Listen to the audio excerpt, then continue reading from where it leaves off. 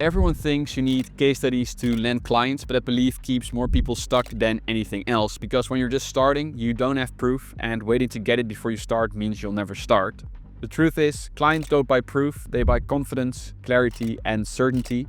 And if you know how to communicate those three things, you can close deals long before you've ever delivered a single project. So in this video, I'm going to show you exactly how to do that. We'll break down how to replace case studies with strong ROI framing, how to build instant authority even if you've never had a client, and how to de-risk your offer so it feels like a no-brainer to buy. I'll also show you how to play the volume game when you don't have proof yet, and how to structure your cold email so they naturally build trust without relying on testimonials. Then we'll close it out by showing you how to turn those first small wins into real public proof you can use to scale fast. By the end, you'll have a full framework to start landing clients, no fake screenshots, no borrowed results, just strategy that actually works in the real world. And I know for a fact this works because it's how I started. When I launched my own agency, I had no case studies, I had no portfolio, and I had zero credibility. But within months, I scaled to consistent clients using these exact methods. And now, inside my community, I've got dozens of people do the same, going from complete beginners to signing their first paying clients without a single piece of proof. This video is going to show you how they did it step by step. So let's start at the foundation, the one belief that quietly kills momentum for almost everyone starting out. It's not pricing, it's not your offer, it's not outreach. It's the idea that you need proof before you can sell. That single assumption traps more agency owners than any other because it sounds logical, but it's the exact opposite of how business actually works. The proof wall is the invisible barrier that keeps most beginners in preparation mode forever. You tell yourself you'll start once you have results to show, but results only come from starting. It feels like you're protecting your reputation, but what you're really protecting is your comfort. You're waiting for a signal that will never arrive because the only way to earn credibility in this game is through motion. That is the paradox of proof. The market only trusts what it's already seen, but the only way to show it something new is by selling it before it exists. Every credible operator has gone through that gap, the leap from zero reputation to their first yes. The difference is they understood that case studies confirm sales, they don't create them. You don't prove yourself to the market, you prove yourself through it. When a client buys, they're not buying your history, they're buying a story that makes logical sense. They're asking, if I give you this input, so time, trust, and money, will I get the output that I want? If your offer answers that question with precision and confidence, proof becomes optional. What buyers want is not reassurance from the past, it's conviction about the future. Clarity and logic create that conviction. A vague claim like we do automations for agencies forces buyers to fill in the blanks, and buyers never fill them in favorably. But when you say we build outbound systems that generate 10 to 15 qualified calls per month for B2B founders using Apollo data, end-to-end enrichment, and instant delivery, there's no uncertainty left to interpret.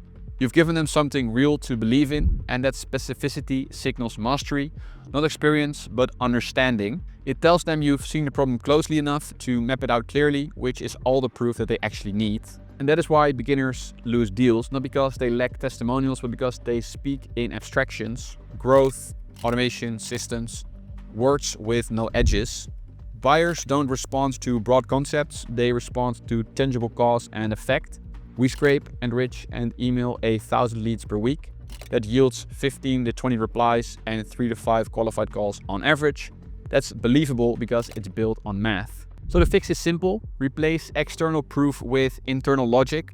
When you can walk a prospect through your system step by step and make each piece make sense, you've already created the feeling of certainty they're buying. That's the kind of clarity that wins clients even when your portfolio is still empty. Now, if you want help building an offer like that, one that sells without a single case study, I've left a link to my community in the description.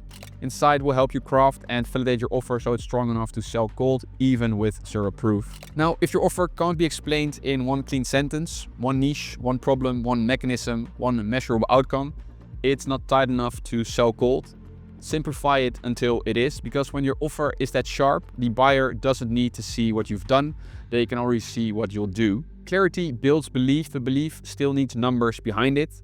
Buyers don't make decisions of trust alone, they make them of math. The reason most beginners get ignored in cold outreach is because they try to sell credibility instead of logic. They write emails like job applications, explaining who they are, what they've done, or what tools they use, when none of it answers the only question a prospect cares about: why should I care right now? And that is where ROI framing comes in. You're not selling your story, you're selling the math behind your offer, the clear, believable reason why what you do makes or saves money. You don't need to know their exact revenue or costs to do that. You just need to frame your message in economic terms that make intuitive sense. If your email says, we help B2B agencies book 10 to 15 qualified meetings a month through automated outbound, they can instantly picture the financial upside. If you say we build AI workflows that replace 20 plus hours of manual lead management per week, they can feel the efficiency gain. That's what makes ROI framing powerful. Buyers don't buy your history, they buy certainty. Case studies are one form of certainty, but logic is another. If the numbers in your email add up in their head, they don't need to check your track record to believe that you can actually deliver. The best way to build that perception of ROI is to focus on unit economics. Instead of saying we can grow your business, say we can help you close one extra client a month worth $3,000 and it costs less than $500 to run. Instead of we save time, say we automate your follow-ups so you can reclaim 5 hours a week. That's 20 hours a month of billable time back. You're not pretending to know their numbers, you're showing that the structure of your offer produces a clear gain to cost ratio. That's what replaces proof when you're new. The prospect doesn't need to believe in you, they just need to believe the logic, and logic is built with specifics. Before you ever send an email, write down your ROI narrative in one sentence. We charge X to help the type of clients you help, get Y outcome that's worth Z. If that line doesn't make financial sense on its own, no amount of proof will fix it later. ROI framing makes your offer make sense on paper, but logic alone doesn't close deals. Even when the numbers add up, there's still a quiet hesitation in the prospect's mind. What if it doesn't work for me? That single doubt can stall everything, even when the math is perfect. The only way to remove it isn't through pressure or persuasion, it's through how the offer itself is structured. And that is where de-risking comes in. Logic sells the idea, but structure makes it safe to say yes. When a prospect feels the downside is limited and the upside is clear, resistance disappears. This part is all about how to build that safety into your offer, the terms, framing, and delivery that make a first deal easy to agree to, even when you don't have proof yet. When you don't have case studies, your biggest advantage is flexibility. You can shape your offer in a way that removes hesitation completely. That means instead of trying to persuade a client to trust you, you design the deal so that it's not about being louder or more convincing, it's about reducing the risk in their decision until saying yes feels logical. The most direct way to do that is through structure, guarantees, milestones, or pilots. A performance guarantee means you only get paid when the agreed upon results are met. A milestone model breaks the project into stages where payment follows each validated step, so setup, delivery, verification, just as an example. A satisfaction guarantee allows the client to walk away if you don't meet expectations. All three send the same message. You're confident enough in your system to share the risk with them. This shifts the entire dynamic. Instead of the client carrying all the uncertainty, you're showing them you're willing to put skin in the game, and that builds more trust than any testimonial could. Another option is to start with a pilot or proof sprint. Instead of pitching a $3,000 retainer, offer a 2-week sprint to deliver a concrete outcome, maybe 5 book calls or 1 fully automated workflow. You're not discounting yourself, you're testing your system in a controlled environment. It gives the client a fast, visible win while giving you data and leverage for a longer-term deal. Framing is everything here. Never present it as I'll work for cheap because I'm new. Present it as I'm validating this system quickly and I'm taking on 2 pilot partners this month. That turns a temporary concession into a strategic move. The same logic applies to pricing. You can lower the entry cost without lowering perceived value, as long as it's positioned as temporary and deliberate. You're not underpricing out of insecurity, you're buying data. Early on, the real asset isn't profit, it's performance evidence you can use to prove the system later. De-risking is what turns logic into movement. When clients can see that the downside is kept and the upside is clear, they stop hesitating. They're no longer thinking, can I trust this person? They're thinking, the structure makes sense, I might as well test it. That's the goal, to make the first yes as easy as possible. Once you can do that, the next challenge isn't persuasion anymore, it's skill. You need a way to take what's already working and put it in front of enough people to turn small wins into predictable proof. Once your offer, ROI logic, and structure are in place, the next challenge is volume. Without proof, conversion rates are naturally lower. The fix isn't to change what you're saying, it's to multiply how many people hear it. And that's where the systems and automation come in. Most beginners take rejection personally. They see a few ignored emails and assume the system is broken when it's just under-tested. Outreach is statistics. You learn what resonates by sending enough signals into the market and reading what comes back. The faster you collect the data, the faster you create your own proof. That's why this next part matters. You can't do that manually. It's way too slow. You need a workflow that handles the research, personalization, and sending so you can test hundreds of variations while staying consistent. Let me quickly show you what that looks like. The workflow you see on screen takes that manual grind of validating emails, qualifying every lead, doing your research, and then writing personalization for your outreach, and automates it. So what we're doing first is validating the email address of the lead. So you have to imagine I have scraped, in this instance, I've scraped Clutch, which is an agency directory. Think of it like the yellow pages, then for agencies.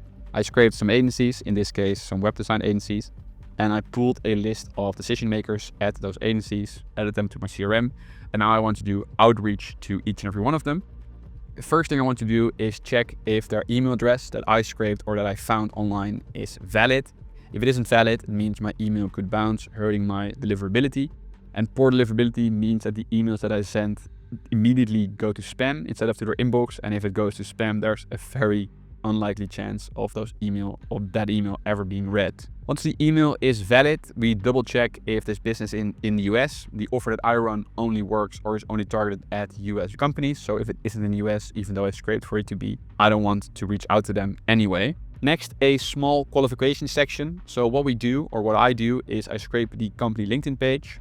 Why do I scrape the company LinkedIn page for qualification? Because LinkedIn has a set of static fields, like fields that you always have, the about page, location, headcount, things like that. Things you can always fall back to because you know that information will be there. Whereas you scrape a company or company website, then it's up to the designer or the company founder or whatever to determine what information is on the homepage. Could be a lot, could be nothing, could be too little for us to do the actual qualification. That's why I scrape the company LinkedIn page, because then we always are pretty certain of what we're going to get. So in this case, I scraped the company LinkedIn page. I removed the HTML because when you scrape it, you get a bunch of HTML with a lot of code, as you can see, which we don't need because we want to save input tokens. So we filter that for only the plain text and then use that as input for the large language model, which then answers two questions. Is this company B2B or B2C? And what is the exact number of employees? Well, you can see this company is B2B. It's a web design business, so that's no surprise. And the number of employees is 5, meaning it kind of passes both qualifications. So it is B2B, but this rule is greater than 5, but it's exactly 5. That's why I swapped these two lines around to continue on with this example. Then we analyze the company LinkedIn again, not to determine variables, but to write us a summary of everything that's present on the company LinkedIn page. As you can see, the employees, the year it was founded, things like that. Once that is completed, we scrape the personal LinkedIn account of this specific lead. Why do you want to scrape the personal LinkedIn account? Well, the personal LinkedIn account has a lot of personal information, obviously. Personal information that we can use to personalize the outreach we're doing. You can say something about the school they went to. We can say something about their work history. We can mention something they mentioned themselves in the about page. We can talk about any certifications that they have. All of those things might be relevant. We can say something about a LinkedIn post that they posted themselves. All of those things can either be very relevant or recent. And it shows, or it makes it look like we've written this email by hand instead of automating the entire process like we did, because that is kind of the challenge nowadays. You want to make it look like your email came from a human, not from a robot, because who wants to connect or have a conversation with AI? So with the company LinkedIn and the personal LinkedIn completely scraped and analyzed, we move on to the company website. So I already looked at this example, and for this specific webpage company that I used, it doesn't really have much information on the website. There might be a bunch of HTML, but filtering all of the code out leaves us with the only plain text on the homepage, which is just Godot, the name of the company, a branding and web design studio, not really giving us much. but it doesn't really matter because it's more about the theory behind this workflow. So once we create the homepage, usually the homepage also contains a bunch of internal links to other pages on the website. Could be their team, could be their about page, could be their testimonials or their client case studies, you name it. We then filter, or we usually filter the HTML from the homepage for all of those URLs and then input those URLs, which you can see there's only one now, wondering what one it is actually. But there was no output, is that true? Yeah, there was no output. There were no URLs found, which is no surprise if they had nothing on it.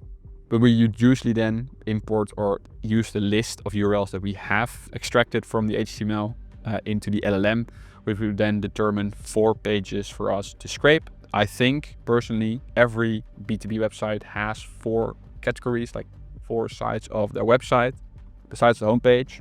So the first one is about company and mission. The other one is about offerings and positioning, then differentiation, and then proof of client success, which is just about case studies and testimonials. All of these are a different angle of the business or say something else about the business. So we ask the LLM to determine based on the URLs, and URLs are always dash about us, dash team, dash or products, dash case studies, whatever you name it. They're always named, or it's a small sentence. We ask the LLM to determine which ones are most useful, so one for each category, which in this case there isn't. And then we would scrape and analyze all those pages individually, giving us the most comprehensive picture of a company's website you can possibly get without burning euros or dollars on scraping everything using Perplexity or whatever. Then once we have those 3 data sources, so the company LinkedIn, the personal LinkedIn, and usually the entire website, we can use that then as input for the LLMs to determine the variables of our outreach templates.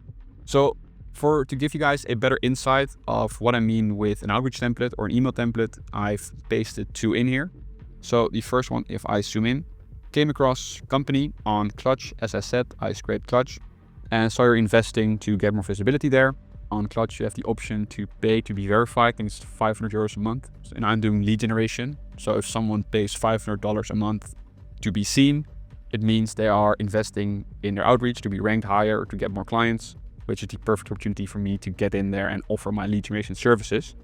That doesn't really matter for this case, but took a look at your website and figured you sell to ICP, mostly to help them AI generation. Unfortunately, in this case, there wasn't that much on the website, but we still scraped the LinkedIn company page. So we do have something. Let's see what the LLM came up with. So came across Cadeau. Well, this is just the company name. Saw you're investing to get more visibility online. Took a look at your website and figured you sell to brands. Okay, a bit generic, mostly to help them elevate brand reputation and experience. So even though it's a bit generic, it's still very personalized because it is what they do. And I mean, they sell to brands. And for any other digital marketing company who would actually have something on their website or a more elaborate LinkedIn organization page, this could get very much more specific. The point is that instead of doing this manually and probably getting to the same result because there isn't just that much to tell, because they don't have that much, we can do this for thousands of leads a day, sending thousands of personal looking or personalized emails to all of those people. And a workflow like this is just the backbone of my entire outreach operation. It takes what would normally be hours of manual work and compresses it into an automated loop. Leads in, enrichment done, messaging personalized, and campaigns sent. This is what replaces guesswork. Instead of asking why isn't this working, we see exactly what's happening, what subject lines hit, what offers get replies, what industries convert. Proof stops being something you wait for and becomes something you generate through iteration. Now, if you want this exact workflow along with the rest of my outreach system, I've linked it below. You can plug it in and start collecting real data this month. Because obviously that's the real point. When you can automate the volume, you control the feedback loop. Every reply, every pilot, every call booked becomes part of the data you'll use to close faster later on. And once you start turning that data into visual results, you'll have the only proof that actually matters, which is performance. But here's the thing, sending more only gets you halfway. Automation gives you scale, but scale without insights is just noise. The real advantage starts when you use that same system to learn. Every send, every reply, every ignored email becomes data that shows you what the market actually values. Most people automate output but never analyze input. They're just broadcasting instead of testing. A cold email sequence isn't a reminder system. Each message isn't there to follow up, it's there to isolate a variable. It's how you find out why someone says yes, why they ignore you, and which version of your offer actually creates belief. That's what separates guessing from testing. The structure of your sequence should mirror that logic. The offer itself stays the same mechanism, same outcome, but each email rotates the angle that supports it. That's the real purpose of multi-step outreach, to discover which emotional lever moves your specific market. So what are those levers? Every buying decision sits on 5: money, time, risk, effort, and positioning. Each one speaks to a different instinct. Money is game, saying this creates revenue. Time is leverage, so this saves hours. Risk is safety, this is a low downside. Effort is ease, this happens without you. And positioning is status, this puts you ahead of competitors. That's it. Every cold email ever written is pulling on one of those 5 strings. The difference between amateurs and operators is that operators test all of them. So your sequence becomes a series of controlled experiments. Email 1 leads with the money lever, the clearest promise of ROI. If they ignore that email, email 2 switches to time, how the system saves them work. Email 3 moves to risk, what makes it safe to try. And email 4 goes to effort or positioning, how it elevates their brand or removes their workload. That's where automation earns its keep, by letting you run these experiments at scale. Instead of spending months sending 20 emails a day to figure out what resonates, you can get the same data in just a week. Automation compresses the timeline, it gives you statistical truth faster, and that's the real payoff. Once you can see which lever gets the highest reply rates, you're no longer theorizing. You're operating from proof that's rooted in numbers. You've turned outreach from a guessing game into a research engine, and that data becomes the foundation of your next iteration. So to bring this all together, the shift here is simple. Stop waiting for proof and start building it through motion. The first shift is breaking through the proof wall. That's the belief that you need case studies before you can sell. But the way you actually get past it isn't by waiting for proof. It's by sharpening your offer until it's so clear it becomes proof. When your offer is that specific, one niche, one problem, one mechanism, one measurable outcome, the buyer doesn't need to see what you've done. They can already see what you'll do. Second is sell the math. Buyers pull the trigger when the economics make sense. Your job is to make the unit economics obvious. We charge X to create Y outcome that's worth Z. When that sentence reads like common sense, the need for testimonials drops fast because the logic carries the weight. Third is make yes safe. Belief fails where risk feels high. That's why your structure matters. Guarantees, milestone payments, or short proof sprints. You're not promising the moon, you're removing the downside, and safety turns interest into action. Fourth is volume for signal. Without case studies, your close rate will be lower at the start. That's normal. The fix isn't to talk louder, it's to get more signals faster. Automation handles the research, personalization, and sending, so you can learn in a week what would otherwise take months. It's not about blasting, it's about compressing the feedback loop. Fifth is sequence as experiment. The offer stays the same, the angle rotates, money, time, risk, effort, positioning. Those are the 5 levers behind almost every yes. Your sequence isn't a set of reminders, it's a controlled test to discover which lever your market actually responds to. Once the data shows you the winner, you scale that framing with confidence. Put these together and you get the flywheel. Action, data, wins, proof, better conversion.